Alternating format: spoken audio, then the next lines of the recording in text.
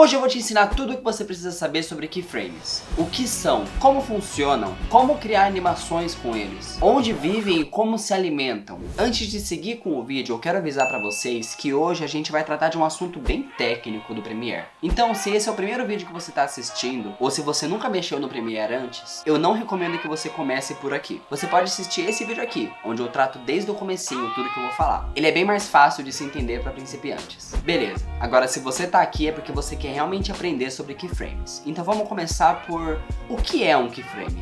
Um keyframe ou frame-chave é um ponto no tempo em que uma variável tem um certo valor. E se eu tiver dois pontos diferentes com dois valores diferentes, a variável vai alternar linearmente de um valor para o outro enquanto estiver passando entre eles, criando o que a gente chama de animação. E eu sei, soa um pouco confuso para quem nunca mexeu com keyframes antes. Então, o melhor jeito de ensinar é mostrando na prática o que eles fazem. Vamos lá, aqui eu tenho um elemento aqui na minha tela, foi esse círculo que eu criei, e aqui no controle de efeitos dá pra ver que ele tem uma posição, X e Y. Para criar um keyframe é só eu clicar nesse símbolo de relógio aqui. Esse keyframe está guardando a posição desse objeto nesse exato momento. Aí, se eu avançar 3 segundos e criar um outro keyframe, eu posso mudar a posição do objeto e esse segundo keyframe vai guardar essa nova posição. Aí, se eu der play, nesses 3 segundos entre esses dois keyframes, o objeto vai viajar de uma posição para outra. Nesse exemplo aqui, eu usei os keyframes para mudar a variável posição do objeto. Mas eu posso usar eles em praticamente todas as variáveis de qualquer coisa da minha edição, seja a posição, a escala, a rotação, opacidade ou até coisas menos óbvias como volume, texto e cor. Qualquer tipo de variável que tenha um valor que possa ser medido em número dá para ser animado com os keyframes. Um exemplo de animação que dá para criar com keyframes e que eu uso bastante nesse canal é esse texto aqui.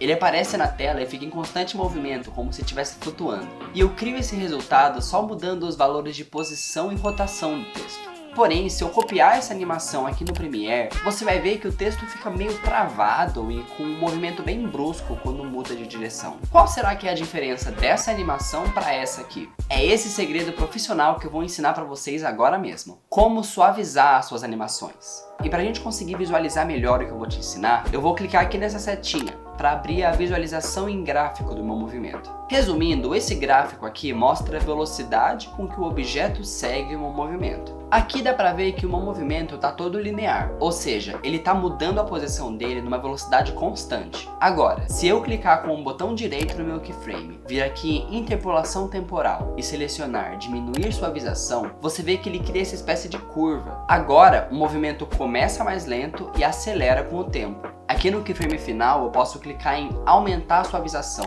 e ele vai começar mais rápido e vai desacelerar com o tempo. Ah, e nesse keyframe aqui do meio eu posso clicar em Bezier e ele vai atenuar a velocidade do movimento ao redor dele. Comparando as duas animações, você vê que a segunda está bem mais suave do que a primeira. Ah, e você também consegue mudar a velocidade do seu movimento manualmente, clicando aqui e arrastando o gráfico. Desse jeito dá pra ter mais liberdade pra criar a animação exatamente como você quer. Tipo aqui, ele começa lento, aí fica bem rápido no meio, aí depois ele desacelera de novo, aí ele fica automaticamente rápido de novo pra acabar lento mais uma vez. E pra acabar essa parte de interpolação temporal, a gente tem essa opção de em espera. Ele faz com que o keyframe segure o valor que ele tá guardando até que apareça o próximo keyframe na linha do tempo, fazendo a variável pular de um valor para o outro, ao invés de se movimentar linearmente entre eles. Vinícius do Futuro aqui só para falar uma coisa importante. Nesse exemplo eu usei interpolação temporal para mudar a posição do objeto, mas ele pode funcionar com qualquer tipo de animação. Por exemplo, se eu usasse com opacidade para fazer um efeito de fade in, por exemplo, começando preto e aparecendo a imagem com o tempo, também dá para alterar a velocidade com que ele muda esse valor. Então ele pode ou começar o fade mais rápido e acabar mais devagar, ou começar o fade mais devagar e acabar mais rápido. Dá para ver a diferença lado a lado, como eu tô mostrando aqui agora.